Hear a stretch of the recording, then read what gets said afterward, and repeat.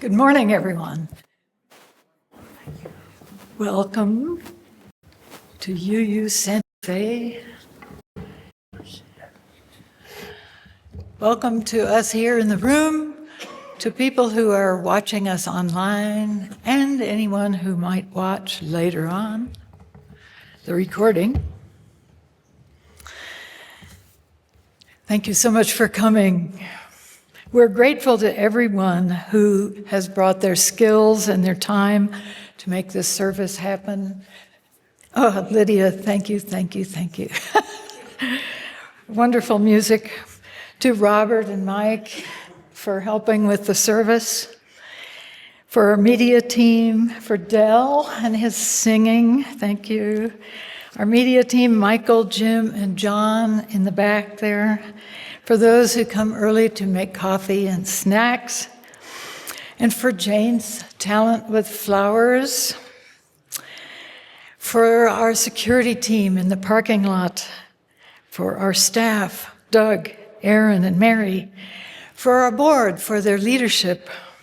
And for Reverend Gail, whose care is in everything, even when she isn't here. Yes.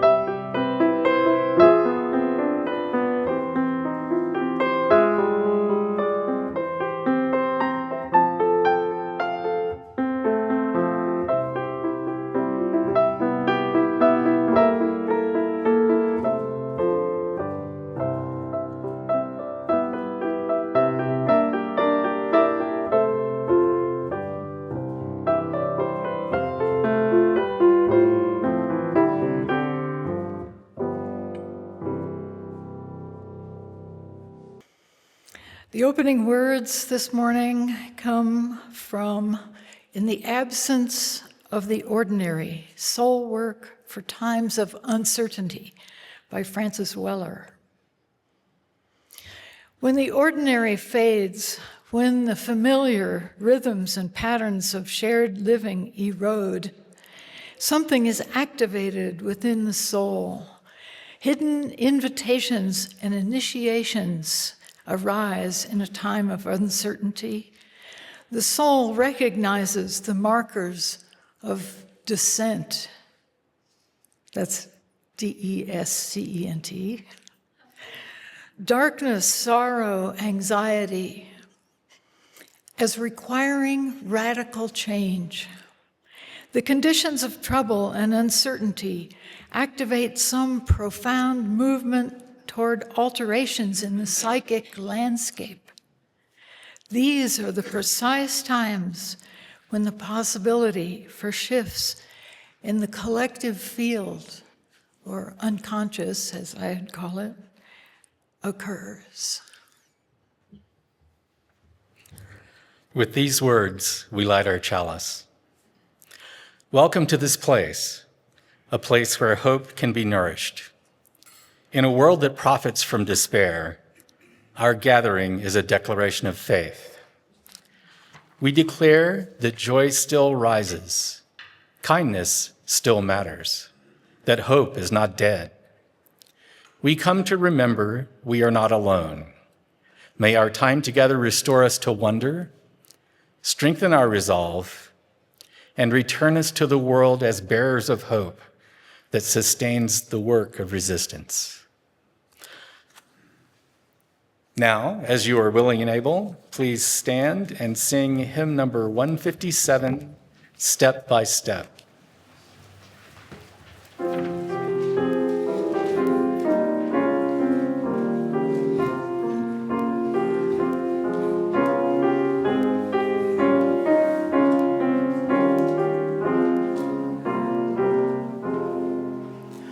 Step by step, the arch can be won, can be won. Many stones can form an arch, singly one, singly none.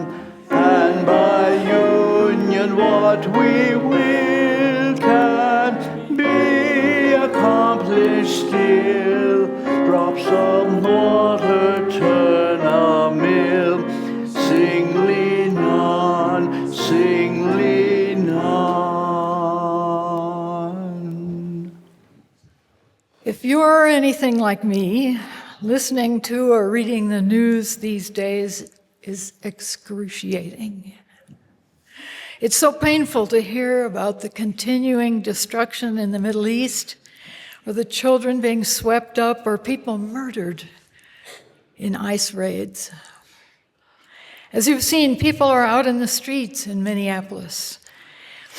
They're helping each other. The actions of the feds are bringing people together, like in a natural disaster. Only this isn't natural. I dubbed this section Rage Against the Machine.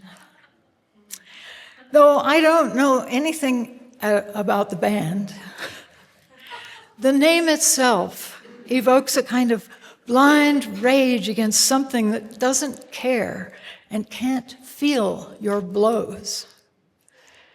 When I was younger, I sometimes had dreams of confronting an authority figure who was preventing me from doing something or going somewhere. I would scream at this person in helpless rage. It didn't even wake me up. I think that all my life I've been trying to overcome this sense of helplessness in the face of tyranny. I've taken part in countless demonstrations over the years. I've attended workshops and conferences with radicals whose fearlessness, I hoped, would rub off on me.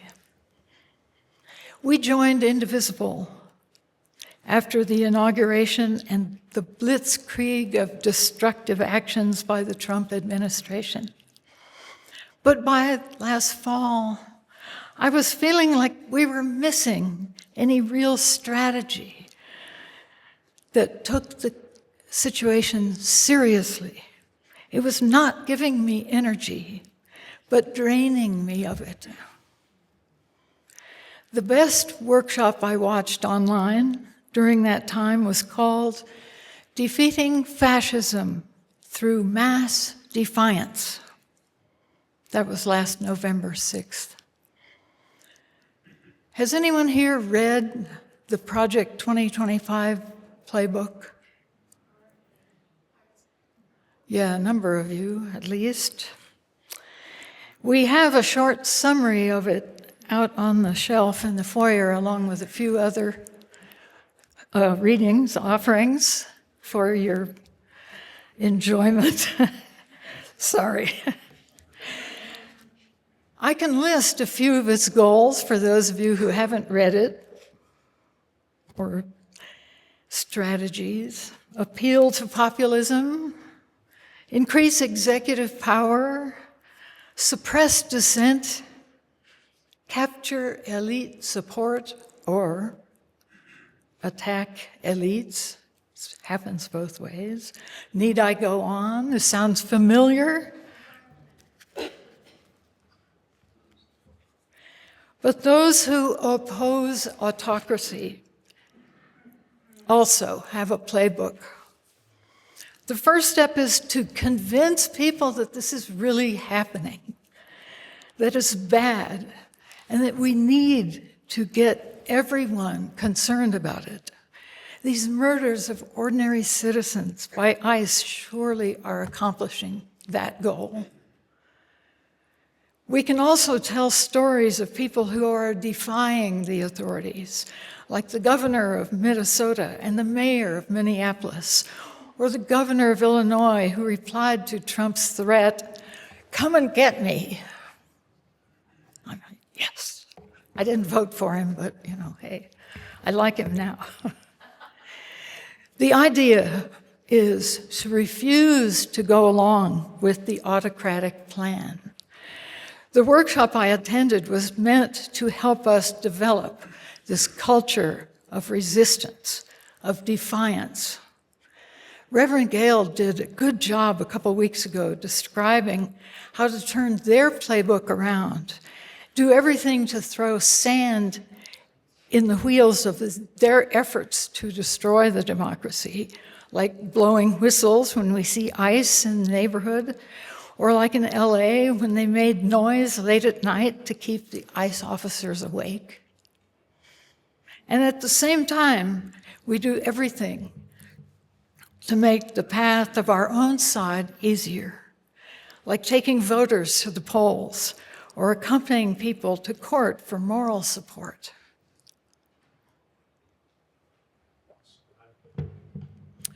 Or helping women from states that have banned abortion come to New Mexico for medical care. There are many ways to take part. Economic non-cooperation, like boycotts, withholding labor. I mean, how many of us can go on strike? Once you're retired, it's kind of hard to strike. Or interfering with the functioning of a business that supports the regime, like banging pots at Tesla showrooms, or building alternative institutions. The Burrito Brigade, which I think you've heard of, is one example of such mutual aid here in Santa Fe. If we can stop being afraid, we can unleash our creativity and humor. For everything that we do, we want to remember that negative emotions like fear and a sense of powerlessness prevent people from mobilizing. That anger and hope help to mobilize people. And may we always be informed by the principles of nonviolence. The Substack, Defiance Dispatch, carries on the work of building a culture of defiance in this country. It's the brainchild of former Department of Homeland Security official Miles Taylor. He wrote books warning against Trump's election, both 2020 and 2024. In a recent posting, Jiggy Geronimo, one of the presenters at that November 7th workshop, writes, according to Scott Nakagawa, we are now between early and mid-stage authoritarian consolidation in America, stage 2 to 3 out of 5. He says, we haven't reached stable authoritarianism, but the acceleration is alarming. What took years elsewhere is happening in weeks here. I'm not trying to frighten you. I'm scared myself. I'm amazed at how many in Congress don't seem to realize the seriousness of the situation. So this might be true of you too. We all know that the United States has a long checkered history with many actions in the past that are reprehensible, like overthrowing leaders in other countries, not just last week, but 40 years ago, 60 years ago, many, many things like we've done that. Or other things like our foundation on the institution of slavery. But let us think now of what we value and love most about our country, our origin, our promise. The words written on the Statue of Liberty remind us, give me your tired, your poor, the wretched refuse of your teeming shore. Our nation has been built and made great by the tired and poor of the world who came here and created a better life. So let us be inspired by our shared values and gird our loins for battle as they say. Hear the words of Lynn Unger.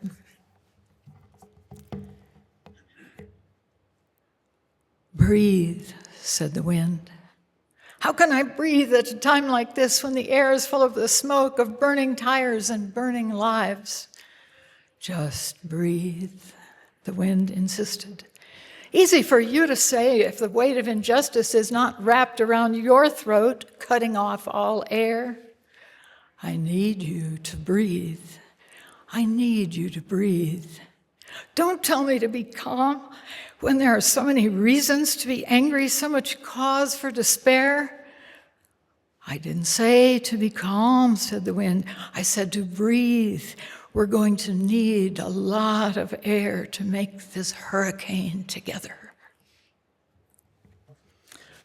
And so, to help us remember the future we're working for, each Sunday we place 4 stones in our chalice. The mountain stone reminds us that we live on the ancestral homeland of the Tewa-speaking peoples, Ogopoge, and we are grateful for the wisdom we are learning from them. You can join other settler people who contribute to the Ogopoge land tax. Ask Reverend Jean after the service.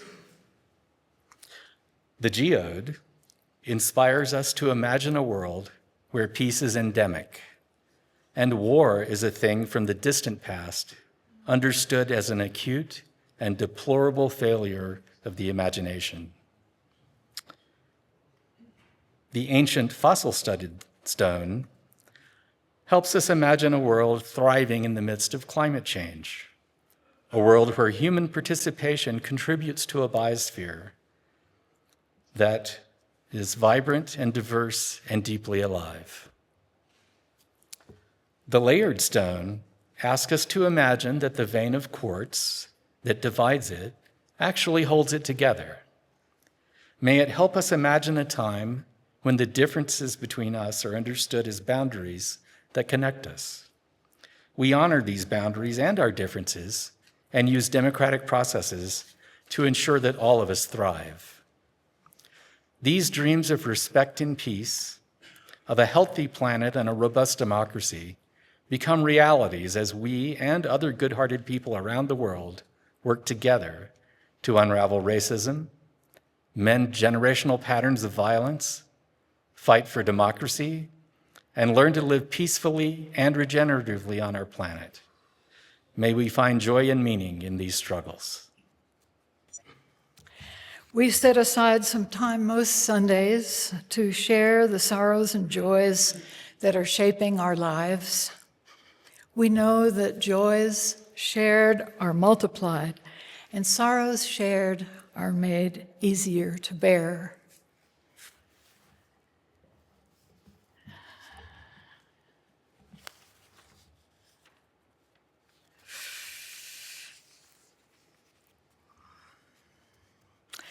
A joy and a concern for the snow. This is from Mike Owens. I keep looking here, and Mike isn't there. Mike, a joy and concern for the snow. Let us appreciate its beauty and be careful as we travel. Our thoughts are with Kristen Jankowski and her family as her mother, who lives in Florida, undergoes open heart surgery on Tuesday. May all go well.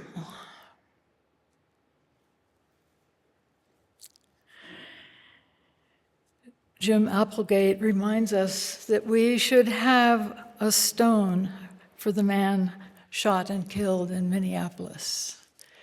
I don't know if we have any. I think we don't have the stones handy. Thank you, Jim. And Darla Swanson writes, "My family is in Minneapolis. I ask for prayers for the struggles they are facing."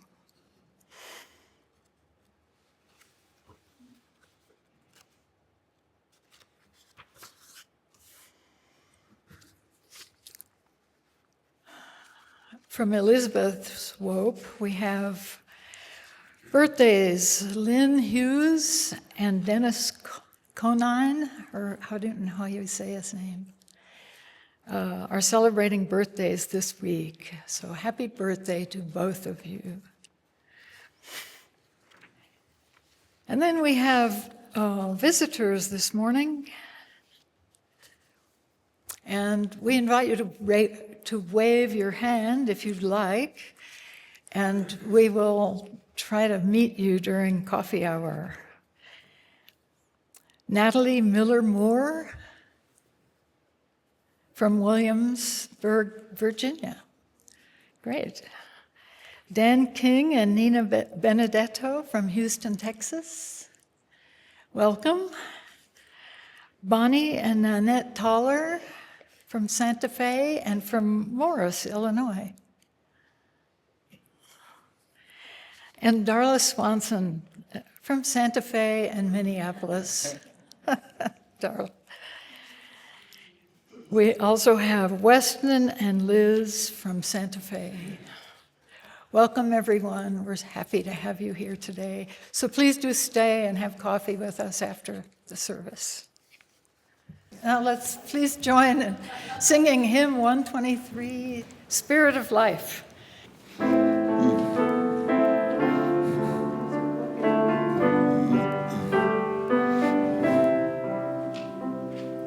Spirit of life, come unto me. Sing in my heart all the stirrings of compassion. Blow in the wind, rise in the sea, move in the hand, giving life the shape of justice. Roots hold me close, wings set me free. Spirit of life, come to me, come to me.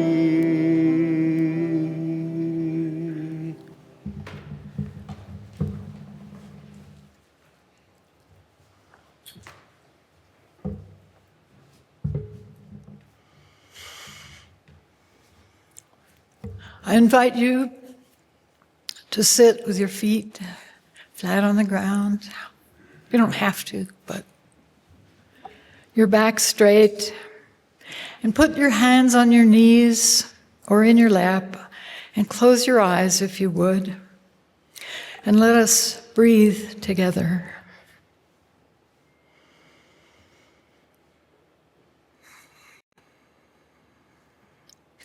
Let yourself sense the others around you. Feel yourself sitting on the chair.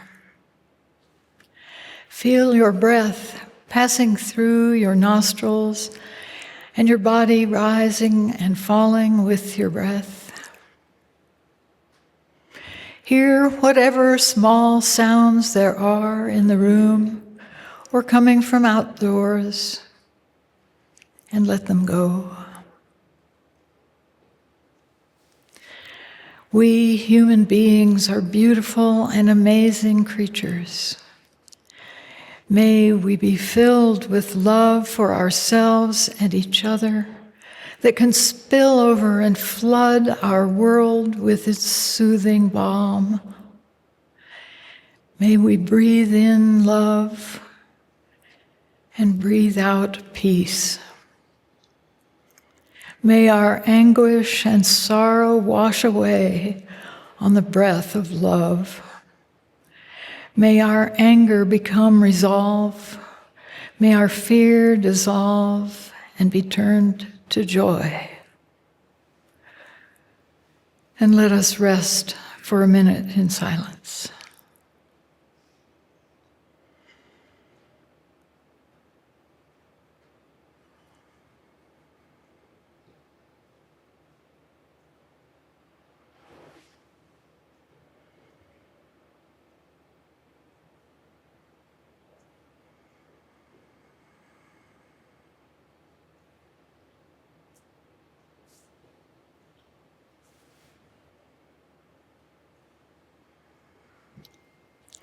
And now I invite Robert to come and read our second reading.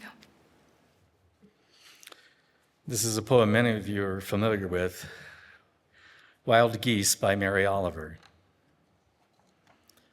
You do not have to be good. You do not have to walk on your knees for 100 miles through the desert repenting. You only have to let the soft animal of your body love what it loves. Tell me about despair, yours, and I will tell you mine. Meanwhile, the world goes on. Meanwhile, the sun and the clear pebbles of the rain are moving across the landscapes, over the prairies and the deep trees, the mountains and the rivers. Meanwhile, the wild geese, high in the clean blue air, are heading home again. Whoever you are, no matter how lonely, the world offers itself to your imagination, calls to you like the wild geese, harsh and exciting, over and over announcing your place in the family of things. Most of last year, I was active in Indivisible and with our advocacy and democracy team. But as fall came on, I found myself less and less able to contribute. Something was nagging at me, pulling me back, and I didn't know what it was. I felt depleted and empty of creative energy. This topic today, life after life, began with this sense of malaise, a sense that my activism was not feeding my soul. I began to understand that I could not keep on resisting as I had done all my life. Resisting my parents' desires first, then society's expectations, until I didn't know how to do anything except resist. I just didn't want to resist anymore. I was tired of being angry and grieving and doing what felt like butting my head against the wall. I wanted to change it all up. I wanted to have fun, to be freed from all my anxieties and be able to access my creative, playful spirit. I knew it was in there somewhere.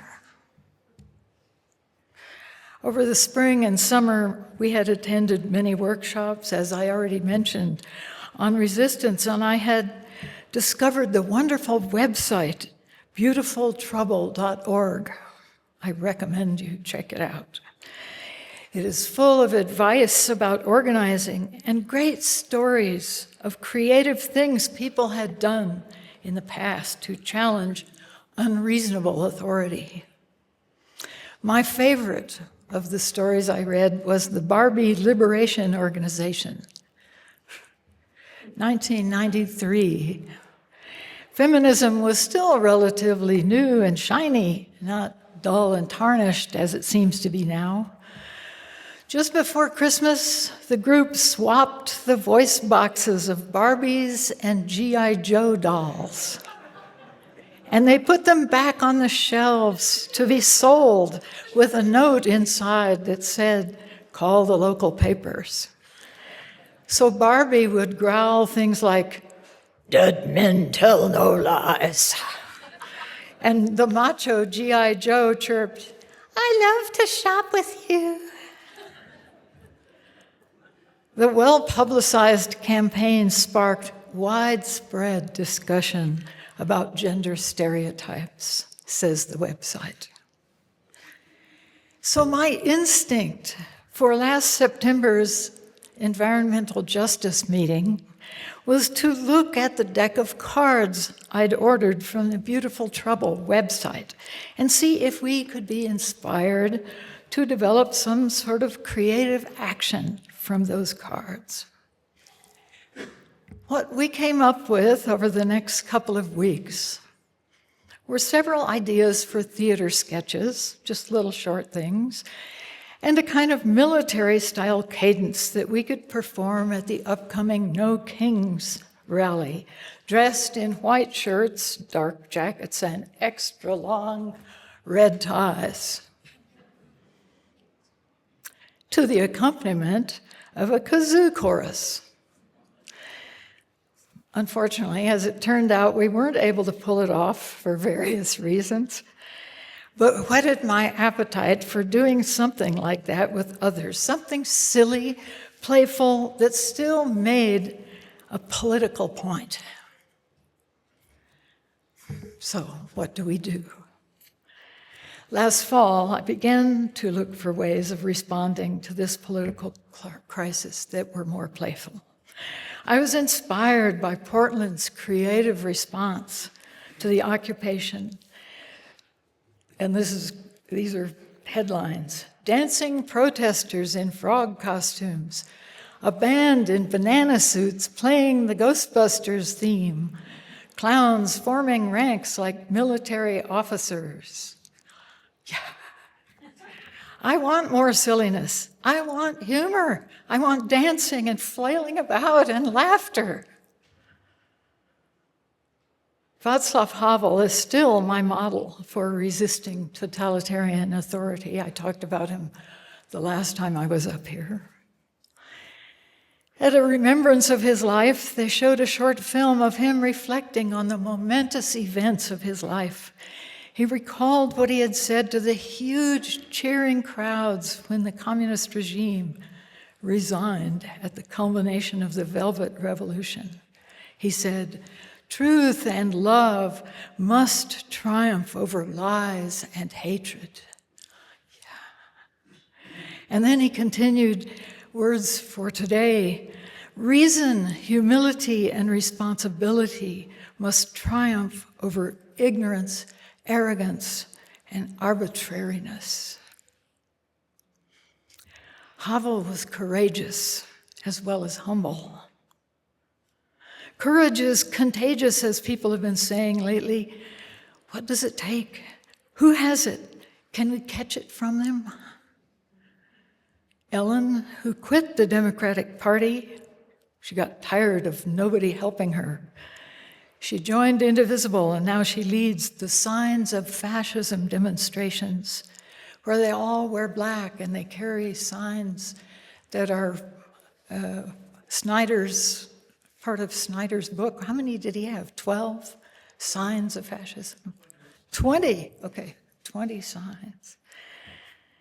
And she hangs banners over freeway overpasses. She's got courage. Jim, one of my college roommates, the first in his family to attend college, he was getting his PhD in anthropology, a far cry from what his parents did, good working class people that they were. His mom worked in some sort of factory, perhaps adjunct to the car industry in Michigan. And her boss came up to her one day and said, "You've got to work faster." And she said, "I only have 2 speeds, and the other one is slower." That kind of sassy attitude is part of it. The union people I've known peripherally in my life enjoyed the conflict. They relished the fight. Perhaps it would help us to read some of the stories of labor unrest in the 1930s, or histories of places that have resisted authoritarianism and succeeded, like the Czech Republic. Václav Havel, playwright, activist, then president, my hero. Let's reread some of his plays satirizing the communist regime of Czechoslovakia and gain some insight there if we can. That oft-mentioned goal of getting 3.5% of people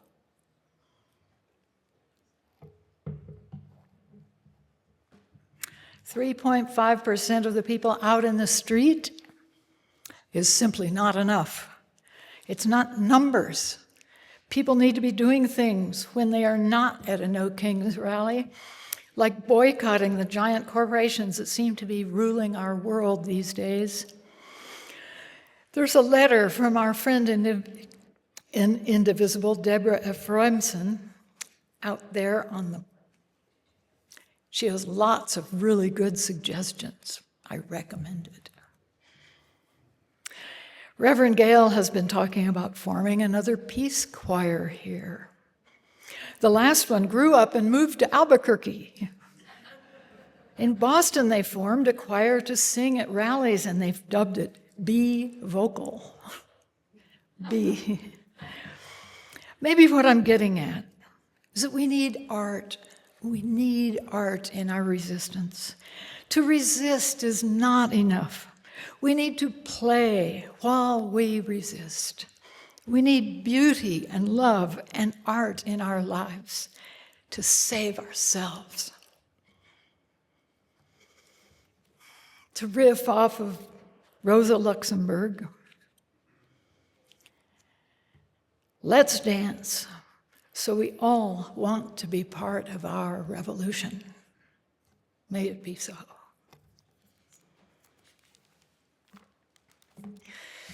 I invite you to stand and let's sing together 191 in your hymnal, Now I Recall My Childhood.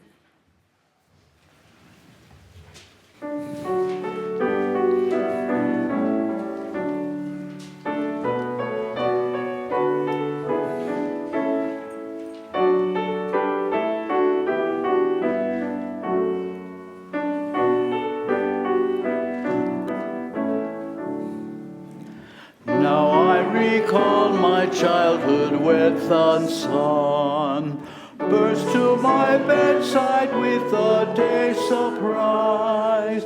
Faith in the marvelous bloomed anew each dawn, flowers bursting fresh within my heart each day. Then looking on the world with simple joy, on insects, birds, and beasts, and common weeds, the grass and clouds have full wealth of all. My mother's voice gave meaning to the stars. Now when I turn to think of coming death, I find life's song in stars all at the night. To rise the curtains now when morning light, in life reborn in fresh surprise of love. I feel like I was just up here. Wasn't I just up here? Okay, so I'm the one who gives you 6 different things to think about. So here we go. So Mardi Gras, the online auction is in full swing now, and thank you all who are already on there and looking to buy things. But we are still looking for more items. So even though we've started, if you have something in mind, send me an email or just go to the website and put it in there. Secondly, Bob Boucher is here today taking photos for the directory. And if you'd like to have one taken, we'll be out there right after the service. One person said they didn't look good enough today to do that, so we have a deal for you. He's coming next Sunday, too. Then the other thing that's going on more on the board side is that we're engaging in conversations with the congregation around the theme of stewardship. Our committee does a whole lot of things, and we're interested in hearing what you all think of UU Santa Fe, what you like, what you think would make us better, and things like that. So our session today will start pretty much right after the service. We are in the library. We have quite a few people signed up, but we could probably take a couple of more if you feel like staying and having a sandwich and some conversation with us. At the board meeting, John Lehman gave us a good report on financial status and commented that we're sort of midway in the year, and if you haven't quite kept your pledge up to date, it would be really nice if you did that.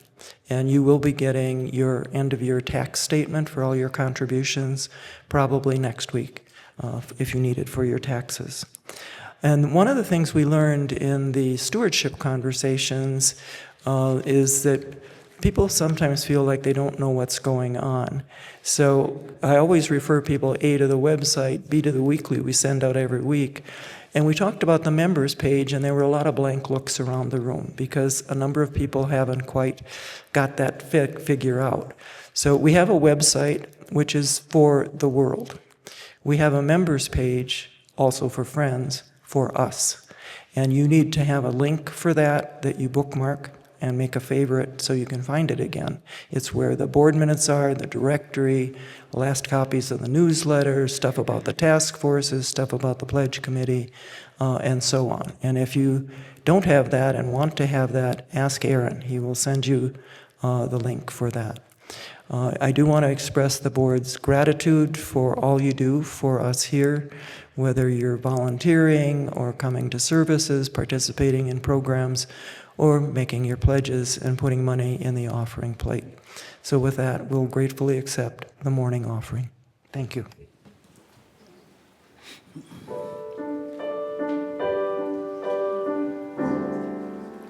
Kiss today goodbye,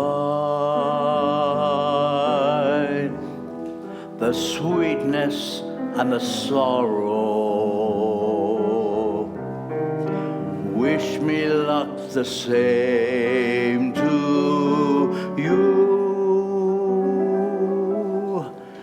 but I can't regret what I did for love, what I did for love. Look, my eyes are dry. The gift was ours to borrow. It's as if we always knew. And I won't regret what I did for love, what I did for love. Gone, love is never gone. As we travel on, love's what we'll remember. Kiss today goodbye and point me toward tomorrow. We did what we had to do. Won't forget, can't regret what I did for love, what I did for love, what I did for love.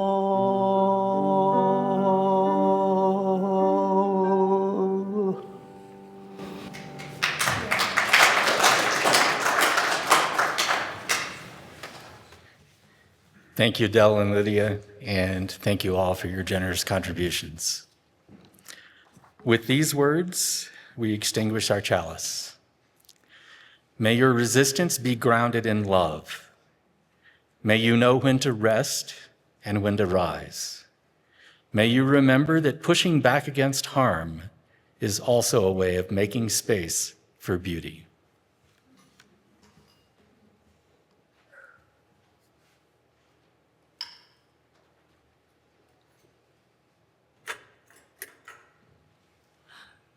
Okay.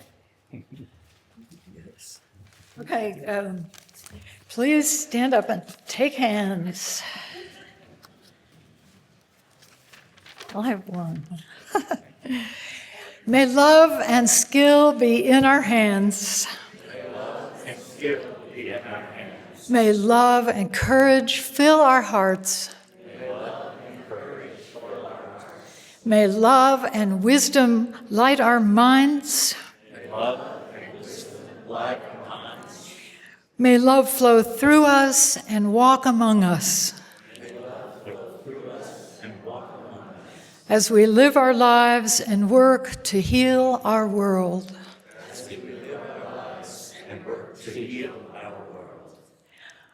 Amen, shalom, namaste, blessed be. Assalamu alaikum, ashe, aho.